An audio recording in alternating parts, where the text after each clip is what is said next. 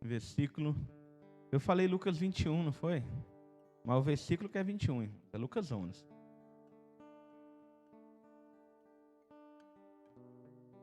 Quando eu falar Lucas 21, entenda que é Lucas 11. E o versículo é o 21, vamos lá. Diz assim o texto da palavra de Deus, vai aparecer na tela. Eu achei muito chique esse negócio do texto na tela. Quando o valente, bem armado, guarda a sua própria casa, ficam em segurança todos os seus bens. Sobrevindo, porém, o mais valente do que ele, vence-o, tira-lhe a armadura em que confiava e lhe divide os despojos. Fecha os teus olhos aí, vamos orar. Pai Santo, nessa noite nós estamos aqui diante da Tua presença, para fecharmos, ó Deus, esses momentos, desse tema tão importante de batalha espiritual. E eu quero pedir, ó Deus, que o Senhor venha abrir os nossos olhos, porque a batalha é real e ela acontece o tempo todo.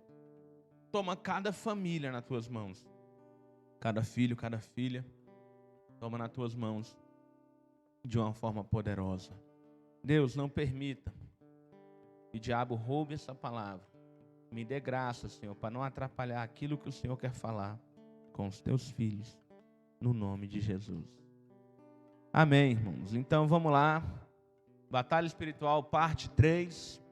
Nosso tema é autoridade. Vamos falar de autoridade espiritual. Por que falar de autoridade espiritual? Irmãos, o valente.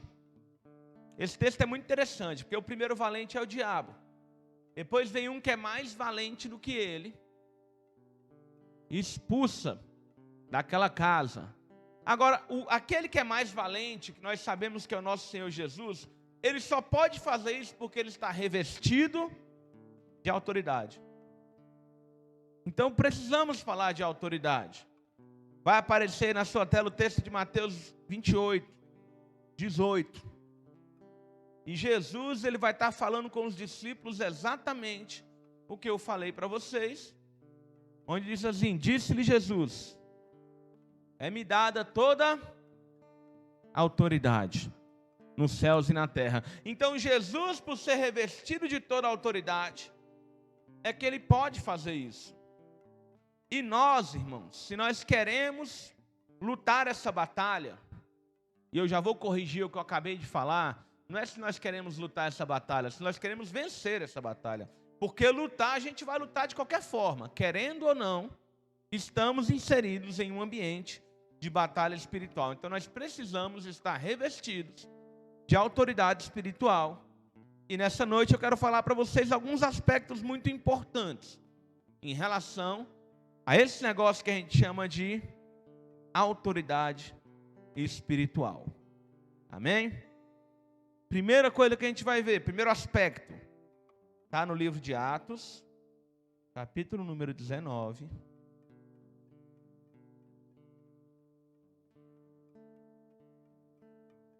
Irmãos, esse texto eu confesso para vocês que eu acho ele engraçado.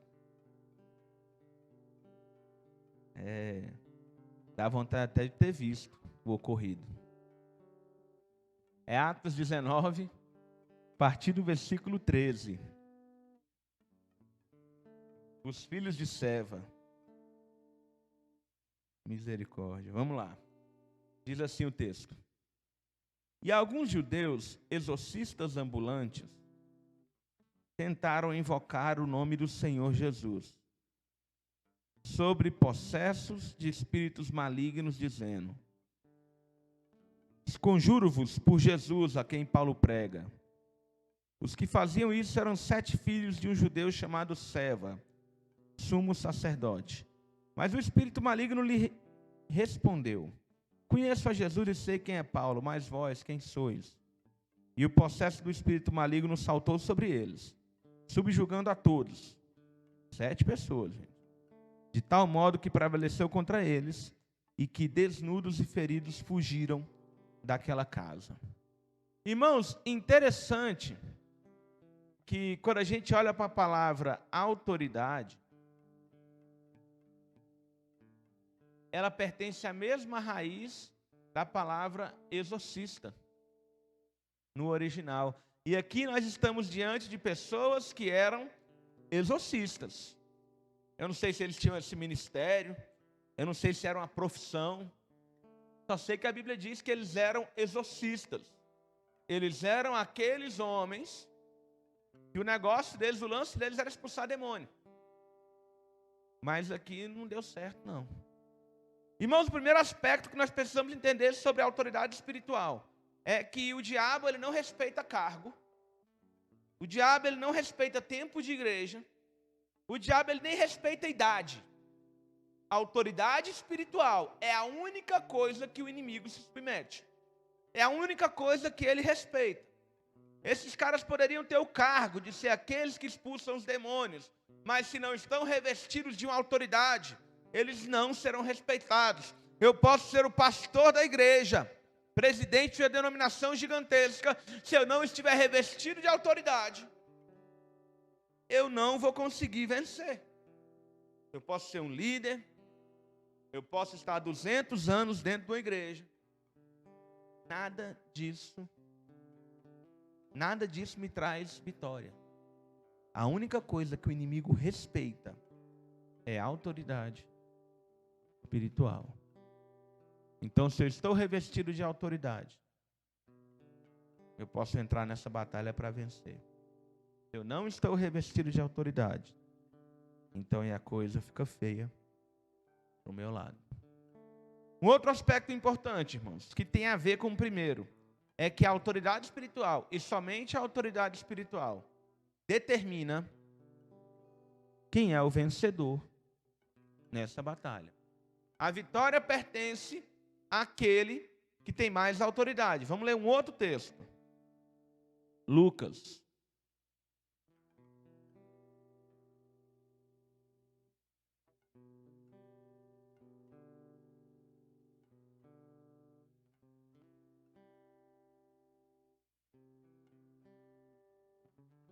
Lucas capítulo 7. Irmão, esse texto aqui é um negócio tremendo. Eu vou passar uma tarefa para vocês. É quarentena, a gente está muito em casa, então dá para fazer tarefa. Sabe qual é a tarefa que eu vou te passar? E aí, se você não fizer, você vai perder aquilo que Deus ele quer falar contigo, através dessa tarefa. Lê o livro de Lucas. Irmãos, são 24 capítulos. Você lê 8 capítulos, você lê em 3 dias. 8 capítulos do livro de Lucas, você vai levar cerca de 15 minutos diários.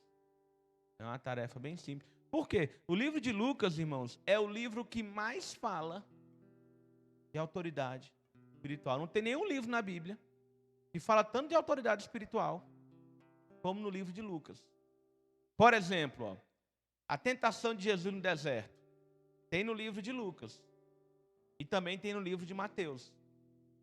Mas somente no livro de Lucas, mostra o diabo falando para Jesus assim, ó. Tirarei tudo isso se prostrado me adorares, porque me foi entregue, e eu dou a quem quiser. Só no livro de Lucas tem esse trecho. Outra coisa interessante, tanto no livro de Marcos, como em outros evangelhos, a gente encontra a história daquele ex-endemoniado da cidade de Gadara, o gadareno. Mas somente no livro de Lucas, aqueles demônios falam para Jesus assim: por favor, não nos mande para o abismo. Lembra do abismo? Nossa primeira mensagem. Somente no livro de Lucas aparecem os demônios falando isso. Não nos mande para o abismo. Permita-nos que entremos naqueles porcos. Então, irmãos, mas você vai ler o livro de Lucas nessa ótica.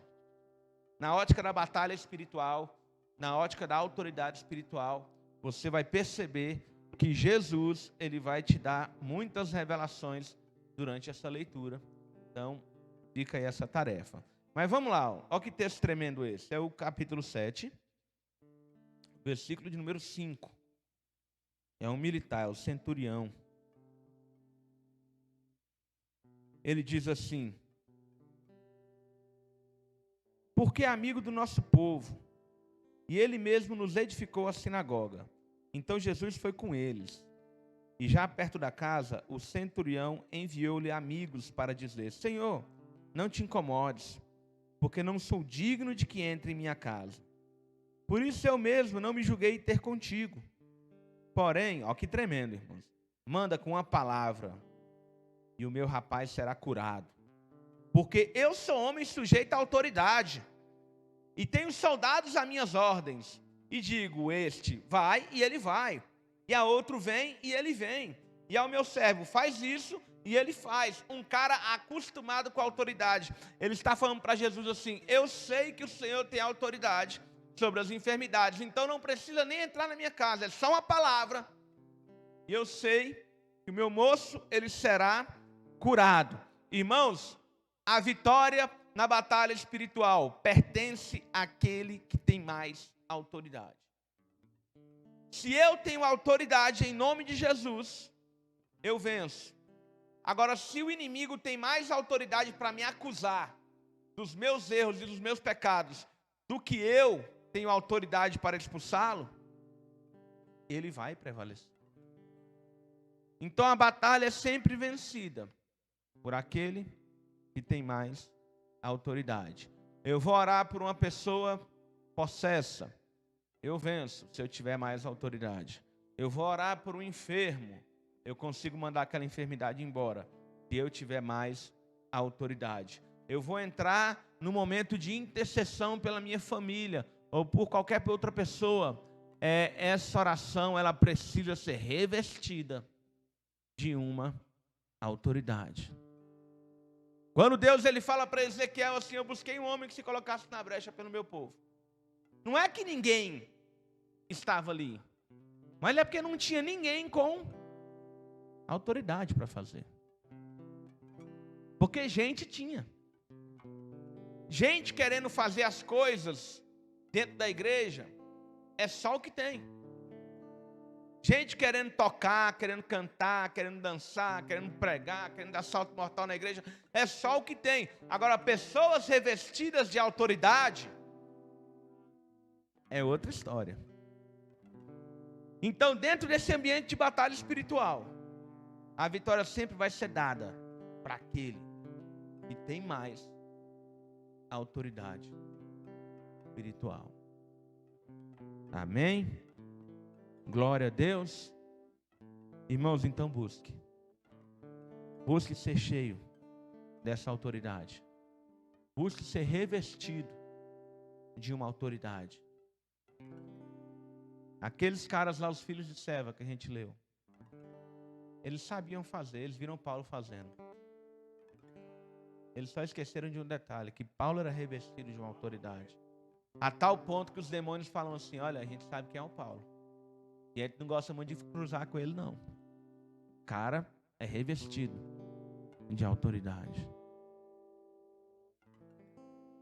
Irmãos, eu já vi, e não foi nenhuma, e nem duas vezes. Foram várias. A gente nesses momentos assim de orar por uma pessoa que está possuída por um espírito maligno e tal. E aí tá aquela coisa, aquela batalha, e aí de repente entra alguém. Só entra. Alguém cheio, revestido de autoridade. E a batalha que era ferrenha virar uma batalha fácil. Não foi só uma vez que eu testemunhei esse tipo de coisa.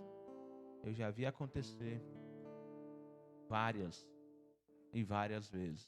O que aconteceu comigo uma vez, irmão? Eu estava numa igreja. Eu estava na igreja assistindo o culto. Eu não era nem um pregador. Estava lá só assistindo o culto. E aí nós estávamos naquela igreja. Daqui a pouco o pessoal fez uma dramatização.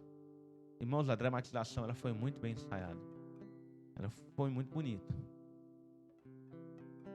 E aí terminou a dramatização. O pastor da igreja pegou o microfone, já estava combinado. E aí ele só fez um apelo, porque a dramatização ela foi muito bonita. E aí ele fez um apelo para os irmãos e a igreja lotada. Virem aceitar Jesus. Foi engraçado, porque eu fiquei com a dúvida, eu falei, o que está acontecendo? Eu era novo convertido. Irmãos, não teve ninguém. Nem nada, nem uma criancinha assim. Ninguém no altar. O pastor reforçou o apelo. E nada. Aí o pastor chamou um outro pastor para orar pela igreja. E aí o outro pastor, quando ele foi orar, ele, antes de orar, Deus deve ter ministrado ao coração dele. Antes de orar, ele reforçou o apelo. Irmãos, quando esse outro pastor fez o apelo, pensa no altar cheio. Pensa em gente levantando, chorando e indo. Eu era novo convertido e eu fiquei olhando para aquilo e eu falei, como assim? O que está acontecendo dentro dessa igreja? Anos depois, eu fui entender que um culto, ele é um momento de batalha espiritual. E se as pessoas que estão fazendo estão revestidas de autoridade, a coisa acontece. Se elas não estão revestidas de autoridade, fica tudo travado. Então, irmãos, é a autoridade espiritual que vai decidir o andamento das coisas. De repente você tem entrado em lutas e não tem prevalecido. Então é tempo de parar um pouco para olhar. Será que eu estou tendo autoridade? Será que eu estou lutando conforme as minhas forças ou conforme a autoridade de Cristo? E um terceiro aspecto sobre a autoridade espiritual. Está em Lucas, aí ó, Lucas de novo, capítulo 9. A gente vai ler o primeiro versículo e depois a gente vai pular lá para o versículo 37. Lucas 9, versículo 1, diz assim, ó, tendo Jesus convocado os 12, deu-lhes poder e autoridade sobre todos os demônios, todos, irmãos, desde o demôniozinho que é faxineiro do inferno até Lúcifer, todos, e para efetuarem curas, também tudo que é cura, desde gripe até HIV. Vamos para o versículo 37. Então os discípulos, eles foram revestidos desse poder, dessa autoridade que foi dada pelo próprio Jesus. Versículo 37. No dia seguinte, ao descerem eles do monte, veio ao encontro de Jesus grande multidão. E eis que dentre a multidão surgiu um homem dizendo em alta voz, mestre, suplico-te que vejas meu filho, porque é o único. Um espírito se apodera dele. E de repente o menino grita, e o espírito o atira por terra, convulsiona-o até espumar, e dificilmente o deixa, depois de ter quebrantado. Versículo 40, irmãos, olha que bizarro. Roguei aos teus discípulos que o expelissem, mas eles não puderam. A gente nem mudou de capítulo na Bíblia. No primeiro versículo, os caras são revestidos de poder e de autoridade para expulsar demônio, para curar enfermidades. No versículo 40, eles já não têm autoridade para expulsar o demônio do rapaz. O que eu aprendo com esse texto, irmãos? É o terceiro aspecto sobre a autoridade. A autoridade pode ser perdida.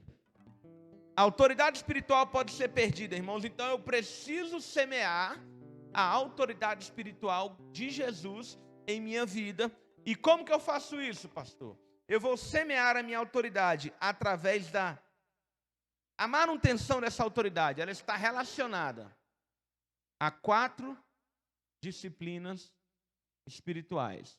Essas 4 disciplinas, e somente essas 4 disciplinas, são responsáveis por manter a minha autoridade. E a falta dessa disciplina, dessas 4 disciplinas, ou às vezes de uma delas, faz a minha autoridade cair por terra.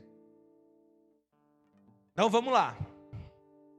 Primeira delas, irmãos, oração.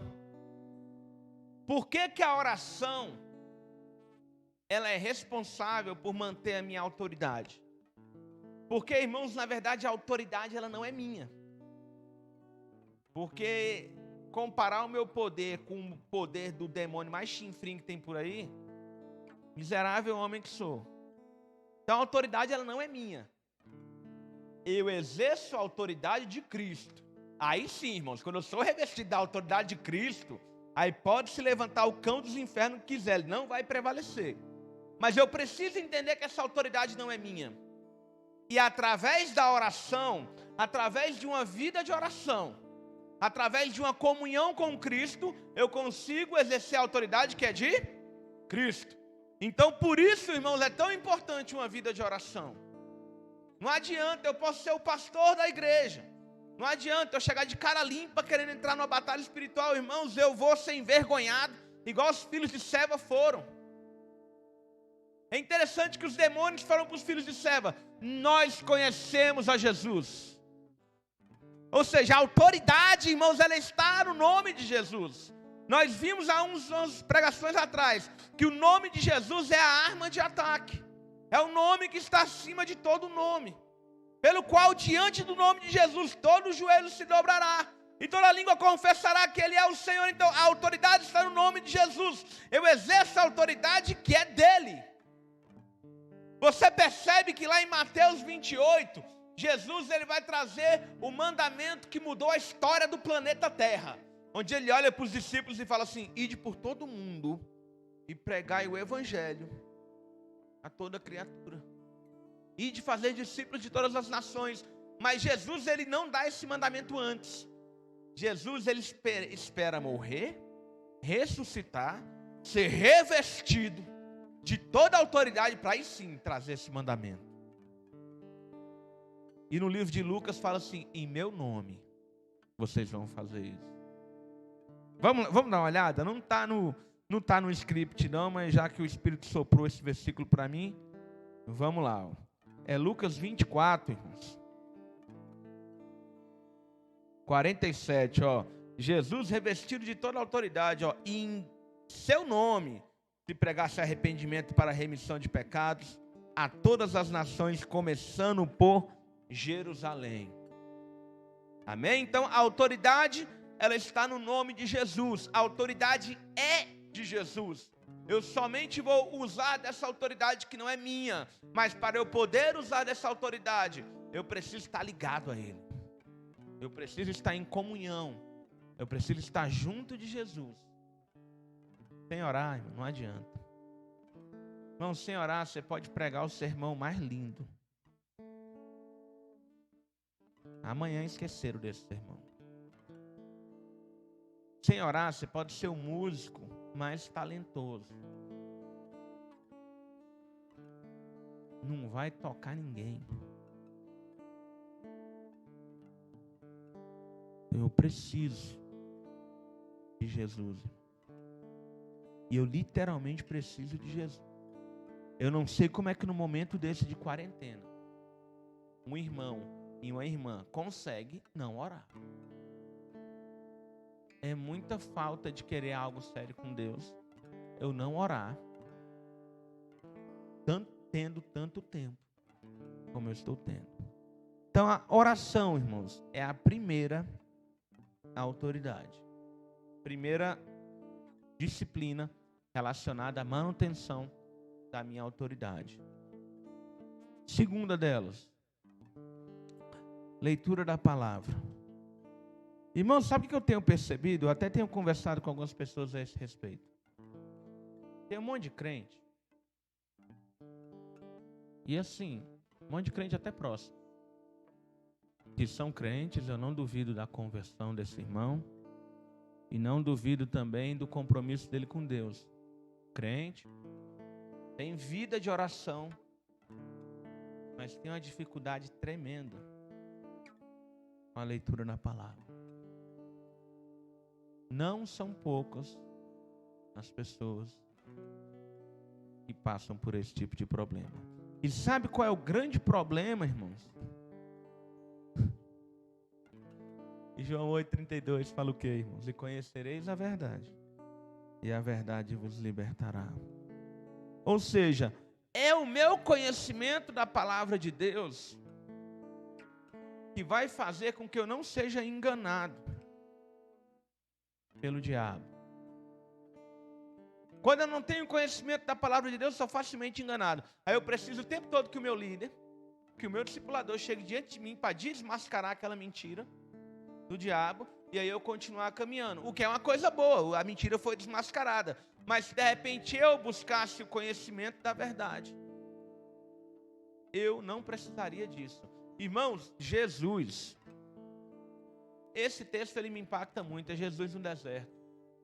Imagina Jesus 40 dias de jejum. Eu não estou falando do pastor Rodrigo, não estou falando de Jesus, 40 dias de jejum. Irmãos, quando eu jejuo 3 dias, eu já fico me achando subquerubim. Já fico me achando cheio de unção. Imagina Jesus, que nunca pecou na vida, então já está na glória por não ter pecado. E aí o homem resolve jejuar 40 dias. E aí vem o diabo é muito desavisado. Ou ele é muito ousado, fico com a segunda opção, ele é muito ousado. O diabo ele vem diante de Jesus para tentá-lo. Irmão, Jesus, se ele quisesse, Jesus só dava um sopro. Falava, vaza daqui que eu não estou afim de ter papo. E o diabo ia, porque o diabo não é besta. Os demônios, irmãos, eles são obrigados a submeter a autoridade. Não é opcional para eles. Mas Jesus, ele faz questão, irmãos, porque Jesus, ele está pensando em nós. Ele faz questão de usar a palavra. E aí Jesus dá show de Bíblia. Está escrito: nem só de pão viverá o homem, mas de toda palavra que procede da boca de Deus. E aí ele vai falando. Está tudo em Deuteronômio, irmãos. Depois você procura. Os 3 textos que Jesus cita, está em Deuteronômio. E o texto citado pelo diabo está em Salmos. O do diabo é mais fácil de achar. É mais famoso. Mas Jesus, ele faz questão de usar a palavra. Mas, irmãos, entenda isso. Jesus, ele não precisaria ter feito desse jeito. Mas é para que eu e você entenda a necessidade de nós buscarmos esse conhecimento da palavra. Uma coisa que eu aprendi sobre a leitura da palavra de Deus. E no nome de Jesus, nunca dê essa desculpa. Falta de leitura da palavra de Deus nunca foi e nunca será falta de tempo. Falta de leitura da palavra de Deus é falta de prioridade, não falta de tempo. Irmãos, eu já li a Bíblia toda num ano dentro do metrô, onde eu li a Bíblia indo e voltando da faculdade no metrô, e eu li a Bíblia toda num ano. Então nunca vai ser falta de tempo a minha falta de leitura. Hoje, melhor ainda, Bíblia no celular. Pelo amor de Deus. Se eu ler a Bíblia o tempo que eu fico no Instagram, é num semestre, não é num ano não que eu vou ler a Bíblia. O tempo que eu fico no WhatsApp, às vezes tendo umas conversas assim que eu estou pecando com aquelas conversas fiadas. Também. Então, falta de leitura não é falta de tempo. Acaba com essa conversa fiada. Acaba com isso na sua vida. Falta de leitura é falta de prioridade. Vou te provar que é falta de prioridade. Um crente compromissado com Deus, se ele fica um dia sem orar por alguma razão, ele fica incomodado. Ele passa o dia, Ricardo, pensando assim, pastor Ricardo, poxa, não orei, tem que dar um jeito aí, tem que tirar um tempo para orar. Mas o diabo, ele é tão sujo, tão sujo, tão sujo, porque a arma dele é o engano, que quando o crente ele não lê a Bíblia naquele dia, ele não tem o mesmo incômodo. Ele não fica, poxa, eu não li a Bíblia ainda hoje. Caramba, tem que dar um jeito de ler. Se ele ficar sem orar, ele vai ficar com esse incômodo. Se ele ficar sem ler a Bíblia, ele não fica com esse incômodo. Mas lembre-se que a batalha espiritual, ela é uma batalha intelectual. Ela é uma batalha travada em nossa mente. E a palavra de Deus, ela é tão importante quanto a vida de oração nessa palavra, nessa batalha. Porque a palavra de Deus é a verdade. E a única forma de nós vencermos a arma do inimigo, que a única arma do inimigo é o engano, é através da verdade, a verdade que liberta. Eu não sei se você já teve a oportunidade de conversar com alguém que estava debaixo de uma opressão fortíssima do diabo, ou numa amarra, ou numa aflição, e você percebe que o problema desse irmão é que ele tem um monte de conceitos errados em relação a Deus, em relação ao amor de Deus, em relação a um monte de coisa. Você começa a abrir Bíblia, e você começa a mostrar a verdade, e aí você vai desmascarando o diabo. Mas o diabo, ele não quer que você tenha esse conhecimento. É por isso que a palavra de Deus fala, lá em Oséias, que meu povo, Deus ele fala, meu povo ele está morrendo por falta de conhecimento da verdade, por falta de conhecimento da minha palavra. Jesus é interessante. Jesus ele é surpreendido por saduceus. Saduceus era uma espécie de seita judaica. Eles não acreditavam na ressurreição. E aí os caras chegam em Jesus, é a maior conversa fiada. Falei isso, é o seguinte. Rapaz era casado, morreu sem ter filho. Aí o irmão dele desposou a mulher, segundo a lei eles tinham que fazer isso. Mas morreu também antes de ter filho. E assim foi 7 irmãos. Mulher foi esposa do 7. E a pergunta é bem irônica, porque eles não acreditam em ressurreição. Aí eles falam assim, lá na ressurreição, ela vai ser esposa de quem? Eu acho legal, é o coice que Jesus dá neles. Jesus fala assim, vocês erram por não conhecer as Escrituras e nem o poder de Deus. Tá vendo que tá junto? Vamos juntar, irmãos, ó. Lá em Lucas 9, Jesus deu aos discípulos poder e autoridade. Mas a falta de conhecimento da verdade me traz falta do conhecimento do poder de Deus. A gente tenta separar as coisas, mas elas são inseparáveis. Não dá para separar. Jesus fala, errais não conhecendo as Escrituras e nem o poder de Deus. Aí depois Jesus vai responder para eles que no céu não é assim que acontece. Mas antes de tudo, Jesus ele fala isso. Então, irmãos, em nome de Jesus, começa a olhar para a sua Bíblia com outros olhos. Uma vez eu ouvi uma frase de um pastor, e foi uma frase assim, ela é muito lógica, mas pelo menos comigo ela foi muito impactante. Esse livro aqui é a coisa que existe no planeta Terra mais parecida com Deus. Não existe nada mais parecido com Deus do que a Bíblia Sagrada. Nem eu, que sou imagem e semelhança de Deus, me pareço tanto com Deus como a sua palavra. E eu te provo isso. João capítulo 1 fala que a palavra, que o verbo, ele se fez carne e habitou entre nós. E depois ele afirma, eu e o Pai somos um. Se vê um, Filipe, você está vendo o outro. Quando ele fala, mostra-me o Pai, para, Filipe. Quem vê a mim, vem ao Pai, porque eu sou a palavra encarnada. Então não tem nada, irmãos, mais parecido com Deus nessa terra do que a Bíblia. É por isso que durante a tribulação o pessoal vai dar um jeito de sumir com isso aqui.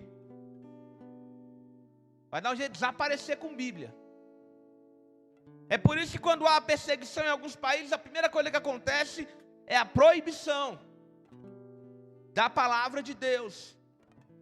Então, irmãos, no nome de Jesus, abandone para a honra e glória do nome do Senhor essa negligência sua em relação à sua vida de leitura da palavra de Deus. Isso precisa mudar. Você precisa ser um crente ou uma crente revestida de conhecimento, para você não cair em qualquer conversa fiada, para você não ser como um menino. Paulo fala disso lá em Efésios.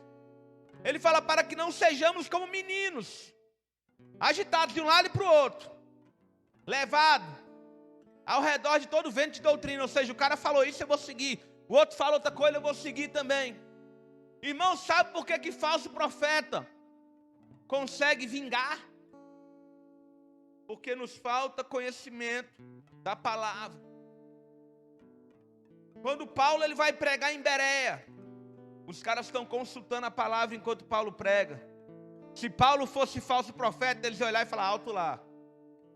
Sei que você está falando não condiz com a palavra.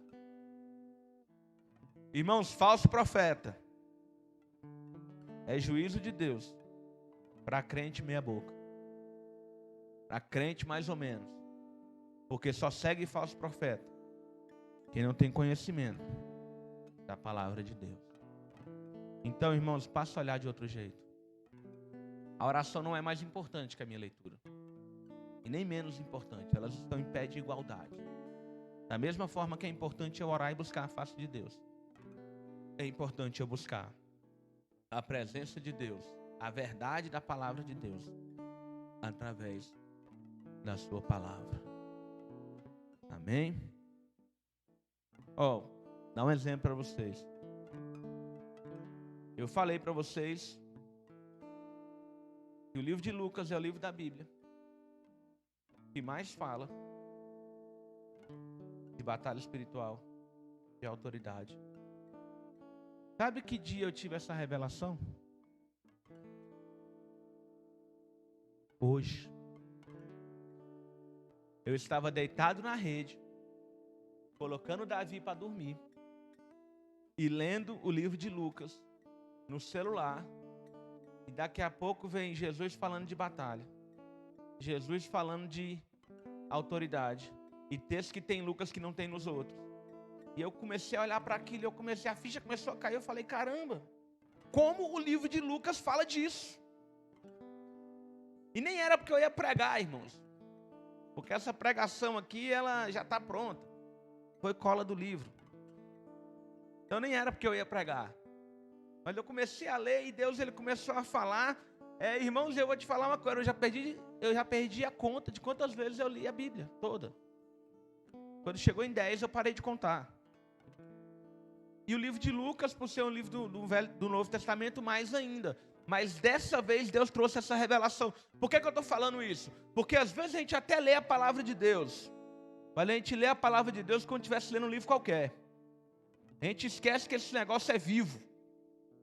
Aí eu começo a ler a história do cego de Jericó, mas eu já sei como é que essa história termina. Então eu faço uma leitura leviana. Uma leitura, sabe aquela leiturazinha assim, tipo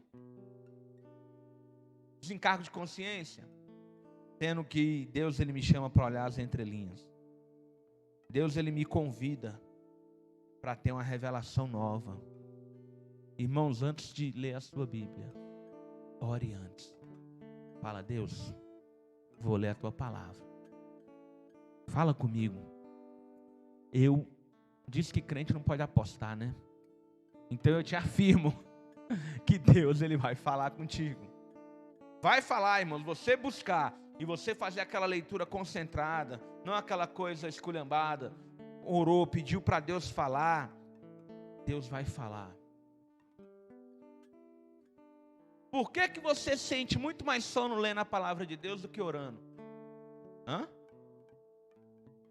Porque o diabo, ele quer te afastar do conhecimento da palavra de Deus.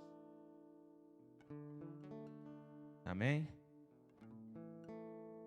Outra disciplina importante. 2 textos, irmãos, para nós aqui. Um está em Mateus 10.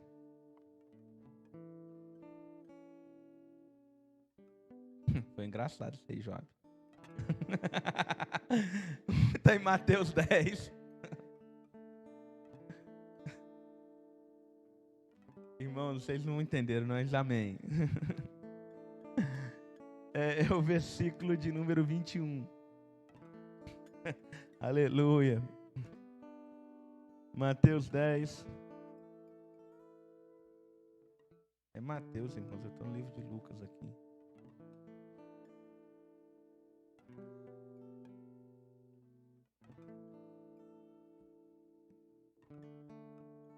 Mateus 10, 21. Diz assim a palavra de Deus: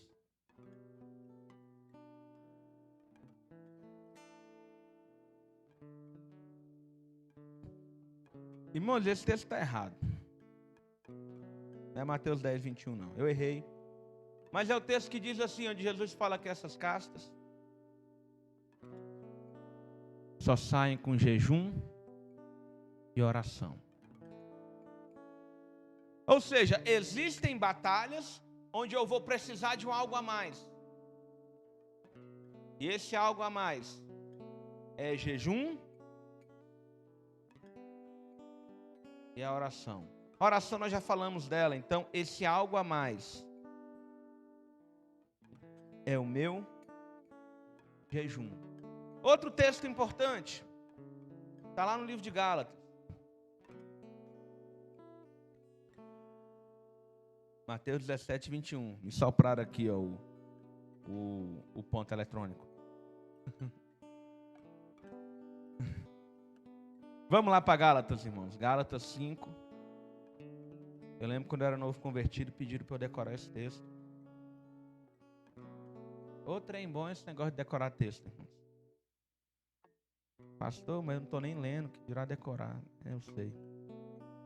Mas isso vai mudar, não vai? Em nome de Jesus. Vamos lá, versículo 16 e 17.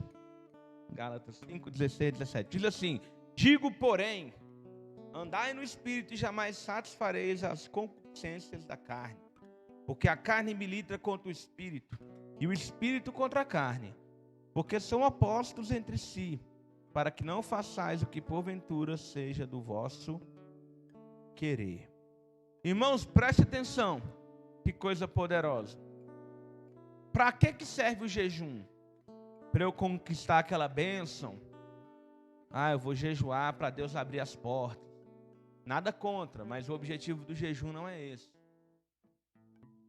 O jejum, irmãos, ele serve para eu aprender a vencer a minha carne, para eu aprender a vencer as minhas vontades. E é claro que uma pessoa que está jejuando, o espírito dela está muito mais aflorado do que a sua carne. Então, quando ela vai orar por determinada coisa, ela está muito mais revestida de autoridade. Agora, preste atenção num detalhe importante, irmão. Principalmente se você é ruim de jejum. Jejum ele serve para quê? Ele serve para que eu consiga domínio sobre as minhas vontades. O texto fala: a carne milita contra o espírito, e o espírito milita contra a carne, para que não façais porventura o que seja do vosso querer. Então, uma vez que o Espírito Santo está aflorado em minha vida, eu não vou fazer aquilo que é do meu querer, mas aquilo que é do querer dele. E o jejum é um treino. Porque, irmão, vou te falar uma coisa boa é comer. E aí você está jejuando, você fala assim: eu não vou comer. Mas deu a hora de comer, mas eu não vou. Mas eu estou com fome, mas eu não vou. Mas eu estou com muita fome, mas eu não vou. Ou seja, você está agindo contra a sua vontade. Irmãos, quem aprende a agir contra a sua vontade, aprende a ter algo chamado domínio próprio. E quem aprende a agir segundo e contra a sua vontade, peca menos. Porque a Bíblia diz que nós somos tentados pelas nossas próprias cobiças. Então, se eu tenho uma vida de jejum, eu estou acostumado a vencer as minhas próprias vontades, eu vou pecar menos. Agora, segura essa bomba aí, ó. Quem não consegue controlar as próprias vontades, nunca conseguirá controlar o inimigo. Irmão, se eu não consigo vencer nem eu mesmo, se eu não consigo vencer nem as minhas próprias vontades, eu vou vencer seres espirituais que são poderosos. Aterriza, irmão, como que eu vou conseguir vencer isso? Então não tem como manter a minha autoridade espiritual se eu não tiver uma vida regular de jejum. Amém? E por último, a quarta disciplina: vigilância. Vigilância, irmão. Sempre que Jesus fala de oração, ele fala sobre vigilância. Vigiai e orai, para que não entreis em tentação. Sempre que Jesus traz uma palavra, o pastor Ricardo falou isso. Sempre que Jesus traz uma parábola dos fins dos tempos ali, Mateus 24, 25, ele sempre admoesta o seu povo a vigiar. Vigiai porque não saber a hora, nem o momento. O que é vigiar? Irmãos, vigiar é buscar estar um passo à frente da minha tentação. Vigiar é tomar cuidado. Fui convidado para um frevo ali numa chácara, frevo do mundão. Se eu for nesse frevo, eu estou pecando? Não. Não é pecado ir para o frevo, não, irmão. Até você pode ir para o frevo para pregar o evangelho. Agora, a atitude vigilante é ir para o frevo ou ficar em casa? Ficar em casa. O fato de eu ir não é pecado. Mas ao ir, eu estou sendo o cordeiro lançado no meio dos lobos. E eu estou fazendo isso de livre e espontânea vontade. Ao ir, eu vou ser tentado de todas as formas possíveis. E a possibilidade de eu pecar será muito maior do que eu ficando em casa. Então é vigilância, irmãos, vigilância. Lá em casa, tem uma senha lá na Sky para não acessar conteúdo adulto. Eu digitei essa senha assim na doida uma vez. E 5 minutos depois já não lembrava. E agora mais nunca.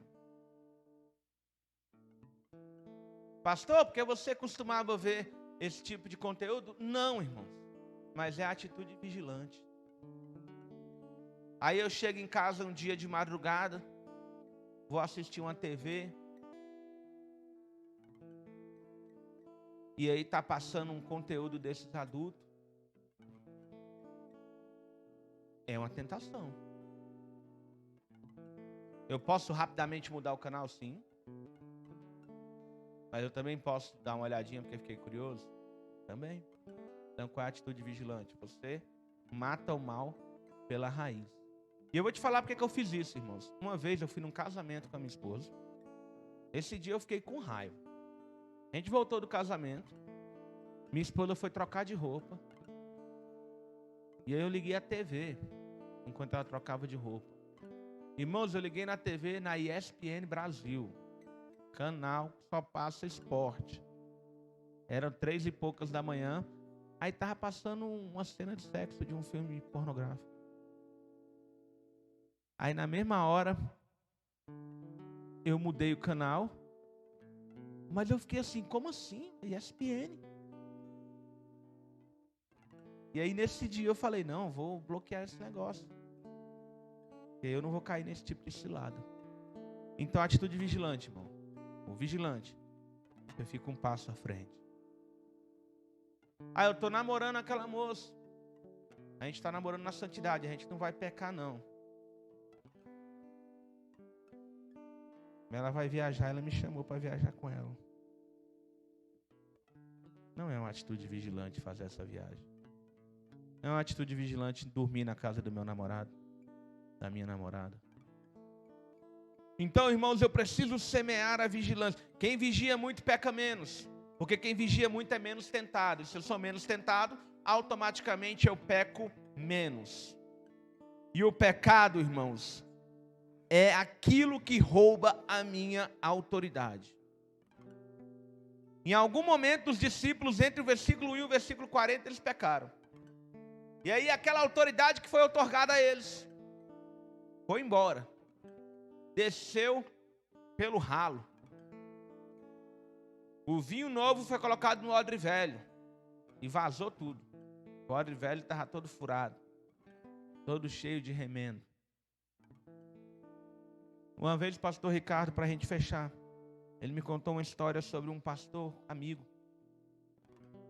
Ele falou que esse pastor, ele pregou uma mensagem numa igreja. E foi um trem doido. Parecia show pirotécnico da unção de Deus naquela igreja. Terminou o culto, amém. O pastor entrou num carro e os irmãos foram levar o pastor para outra igreja, porque ele já ia pregar nessa outra igreja. E ele pregou a mesma mensagem. Só que no caminho, dentro do carro, começou umas conversinhas bobas. umas coisas que não tem a ver com Deus, umas conversinhas carnal. Irmão, o pastor depois ele prega a mesma mensagem na outra igreja e não acontece absolutamente nada. No caminho de uma igreja para outra, ele perdeu toda a autoridade espiritual no qual ele estava revestido. Então não precisa de muito para eu perder a autoridade espiritual. É só um vacilo, eu perco. Então eu preciso, irmão, em nome de Jesus, cultuar, praticar essas disciplinas. Eu quero te convidar a fechar os teus olhos. No nome de Jesus. Os irmãos, eles prepararam o hino aí que eu sei. Aleluia. Pode. Feche seus olhos, irmãos. Pai Santo. Essa noite, ó Deus, eu quero te pedir pela vida dos teus filhos. Que o Senhor, ó Deus, venha trazer de volta a essência da vida de oração. Aquela sede, ó Deus, aquela curiosidade em aprender com a tua palavra. Aquela fome em buscar o Senhor, ó Deus, uma oração que eu faço por mim, eu vou fazer pelo teu povo. Aumenta a nossa fome, aumenta a nossa sede, aumenta, Senhor, o nosso desejo de conhecer o oculto, os mistérios, ó Deus, do Senhor para nossas vidas. Traz de volta aquele desejo, ó Deus, de buscar um dom espiritual. Traz de volta aquele desejo de ouvir a tua voz, aquele desejo de ter algo diferente contigo, ó Deus. Pai Santo, toma a vida dos teus filhos, ó Deus, nas tuas mãos. Irmãos, é uma noite de buscar um renovo na presença do Senhor. As irmãs, elas vão estar cantando um coro. E depois a gente vai orar por renovo.